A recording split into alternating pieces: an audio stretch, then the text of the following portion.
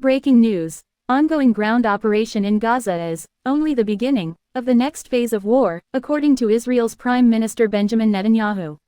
He stated that troops on the ground are just the starting point, and Israel's military will do everything to return those who have been taken captive. In addition, Israeli Defence Minister Yoav Gallant confirmed that Israeli forces are now fighting in the air, sea, and on the ground. The bombardment has caused a disruption of internet, cellular, and landline services in Gaza, affecting its 2.3 million people. Calls for a ceasefire have been made, but no action has been forced on either side. Stay tuned for more updates. Get the latest news on the ongoing ground operation in Gaza led by Israel's Prime Minister Benjamin Netanyahu. He describes the mission as difficult and long, and urges the civilian population in northern Gaza to move to the south for their safety. The top military chief of Israel, Herzi Halevi, believes there is no other way to destroy Hamas than to enter their territory with force. With over 7,300 Palestinians killed in airstrikes, tension in the region continues to escalate. Watch this space for more developments.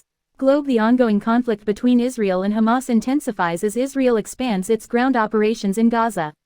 Prime Minister Benjamin Netanyahu emphasizes that this is only the second stage of the war, and additional forces have entered the territory. The objective is to free the hostages taken by Hamas fighters and ensure the safety of the Israeli population. As the situation unfolds, we urge everyone to stay informed and understand the complexities of this conflict. Heartbreak conflict update. The current conflict between Israel and Hamas has led to a complete disruption of internet, cellular, and landline services in Gaza.